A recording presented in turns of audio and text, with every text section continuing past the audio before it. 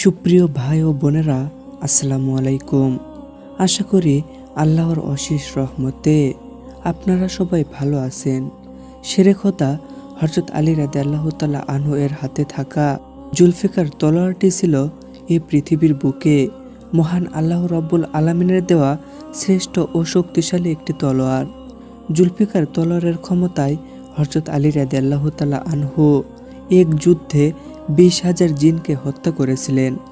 অথচ ইতিপূর্বে জিনদের হাতে সাহাবীরা নিহত হয়েছিল।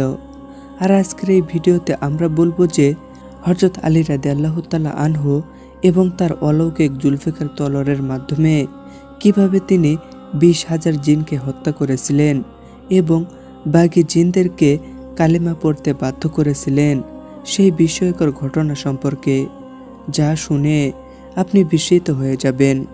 তাই ভিডিওটি না টেনে একেবারে শেষ পর্যন্ত দেখবেন।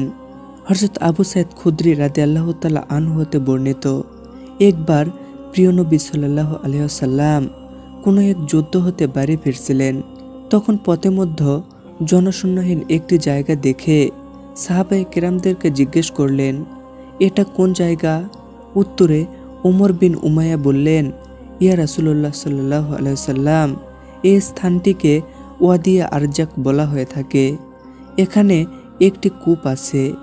গত 1000 বছর ধরে এই কূপের ধারে কাছেও কেউ যায় না।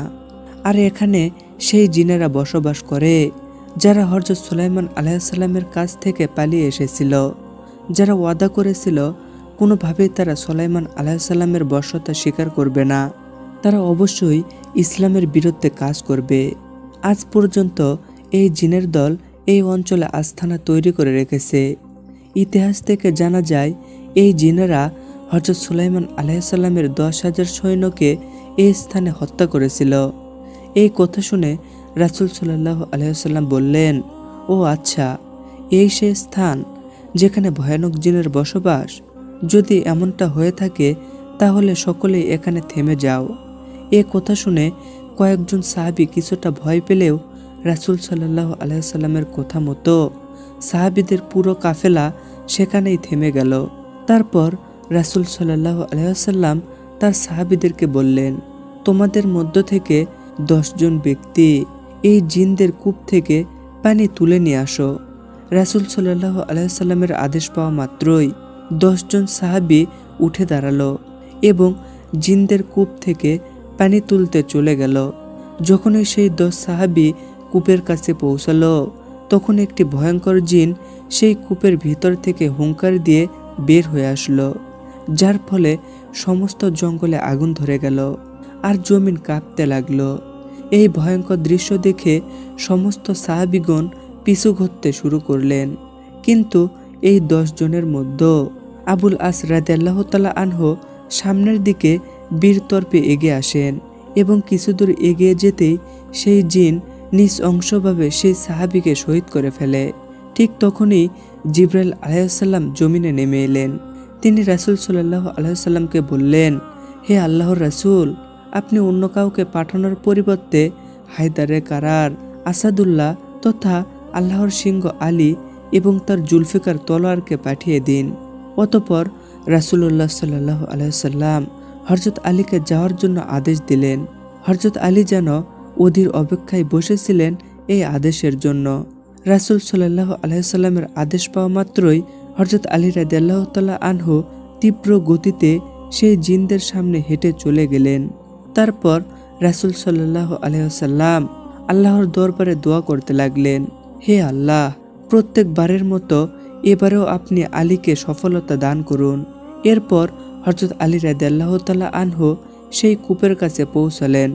সঙ্গে সঙ্গে আল্লাহর রাসূলের সাহাবীকে হত্যাকারী সেই ভয়ঙ্কর জিন কূপের বাহিরে বের হয়ে আসলো আর আগের মতোই গর্জন করে বলল, কি রে, তোরা এখনো ভয় পাসনি?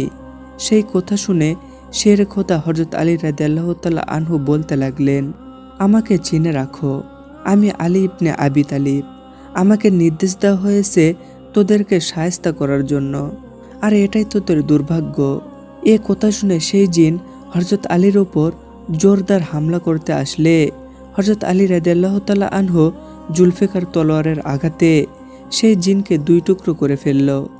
এই ঘটনাটি ঘটার সাথে সাথে হযরত সুলাইমান আলাইহিসসালামের সময় বিতাড়িত শক্তিশালী জিনগুলো সকলেই কূপের উপরে আগুনের ফুলকি নিয়ে বের হয়ে আসতে থাকে এবং সৃষ্টি হয় ভয়ানক একটি আওয়াজ।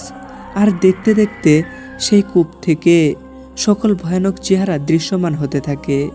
এটা দেখে হযরত আলী রাদিয়াল্লাহু তাআলা আনহু পবিত্র কোরআনের কিছু আয়াত তেলাওয়াত করতে থাকলেন এবং ধীরে ধীরে সে আগুন নিভতে শুরু করলো। আর সেই দুষ্ট জিনগুলো কোরআনের আয়াতের সামনে টিকতে না পেরে পুনরায় কূপের ভিতরটা দখলে নিল। এরপর হযরত আলী রাদিয়াল্লাহু তাআলা আনহু কূপের কাছে গেলেন আর কূপ থেকে পানি তোলার জন্য পাত্র নামিয়ে দিলেন, কিন্তু সেই জিনেরা সেই পাত্রটিকে কূপের বাহিরে ফেলে দিল। এটি দেখে হযরত আলী রাদিয়াল্লাহু তাআলা আনহু কিছু দোয়া পড়লেন এবং আউযু বিল্লাহি মিনাশ শাইতানির রাজিম বিসমিল্লাহির রহমানির রহিম পড়ে পুনরায় আবারও ফেললেন। দেখা গেল সেই জিনের মধ্যে একটি ভয়ঙ্কর জিন সে পাত্র নিয়ে বের হয়ে এলো এবং কূপের বাহিরে পাত্রটিকে ফেলে দিল। অতঃপর আলী রাদিয়াল্লাহু তাআলা আনহু আবারও জুলফিকার তলোয়ারের আঘাতে সেই জিনকে হত্যা করলেন এবং প্রচণ্ড রাগ নিয়ে বালতির সাথে লেগে থাকা রশিটা খুলে নিজের গায়ে বাঁধলেন আর সাহাবায়ে আজমাইনদেরকে বললেন, তোমরা উপর প্রান্ত শক্ত করে ধরে রাখো। এরপর আল্লাহু আকবার বলে তিনি কূপের ভিতরে ঝাঁপ দিলেন, যে কূপের ভিতরে বিতাড়িত 1000 জিন সহ তাদের আওলাদের লক্ষ লক্ষ জিন বসবাস করছে। অতঃপর আলী রাদিয়াল্লাহু তাআলা আনহু সেই কূপের নিচে ঝাঁপ দেওয়ার পরেই কিছুক্ষণের মধ্যে রশিটা কাটা গেল এবং নিচ থেকে কোনো সারা শব্দ না পেয়ে আল্লাহর রাসূলের বাকি সাহাবীরা যারা উপরে আলী রাদিয়াল্লাহু তাআলা আনহু এর রশিকে ধরে রেখেছিলেন তারা সবাই কাঁদতে থাকলেন এবং আল্লাহর দরবারে প্রার্থনা করতে লাগলেন। কিছুক্ষণের মধ্যে সাহাবীরা শুনতে পেলেন সেই কূপের ভিতর থেকে ভয়ানক আওয়াজ বের হয়ে আসছে। প্রায় আধা ঘন্টা পর তারা স্পষ্ট শুনতে পেল যে কিছু সংখ্যক জিন আলী রাদিয়াল্লাহু তাআলা আনহু এর কাছে জীবন ভিক্ষা চাইছে আর বলছে, হে শেরে খোদা, আপনি আমাদের প্রাণ ভিক্ষা দিন, বিনিময়ে আমরা আপনার সকল কথা অনুসরণ করব। অতঃপর হযরত আলী রাদিয়াল্লাহু তাআলা আনহু উচ্চস্বরে বললেন, বল লা ইলাহা ইল্লাল্লাহু মুহাম্মাদুর রাসূলুল্লাহ সাল্লাল্লাহু আলাইহি সাল্লাম। অতঃপর সকল জিন কালেমা পড়ে মুসলিম হয়ে গেল। এদের মধ্যে একজন ভালো জিনকে হযরত আলী রাদিয়াল্লাহু তাআলা আনহু তাদের দলনেতা বানিয়ে দিলেন। ইতিহাস বলে সেই যুদ্ধে হযরত আলী রাদিয়াল্লাহু তাআলা আনহু এর জুলফিকার তলোয়ারের আঘাতে 20,000 জিন হত্যা হয়। তারপর হযরত আলী রাদিয়াল্লাহু তাআলা আনহু তাদের দলনেতার নাম দিলেন জাফর জুইফ জিন। ইসলাম গ্রহণ করার আগে তার নাম ছিল গাওগান জুইফ, কিন্তু ইসলাম গ্রহণ করার পর সেই জিন জাফর জুইফ জিন নামে বিখ্যাত হয়েছিল। সে হযরত আলীকে এতই ভয় পেত যে সে আলীকে কথা দিয়েছে, হে আসাদুল্লাহ, আল্লাহর সিংহ, আপনি যখনই বলবেন আমি তখনই হাজির হব। অতঃপর আলী রাদিয়াল্লাহু তাআলা আনহু সেই কূপ থেকে বের হয়ে আসলেন।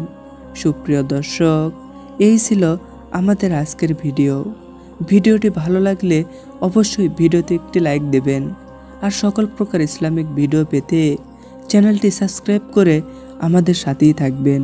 সবাই ভালো থাকবেন। আল্লাহ হাফেজ।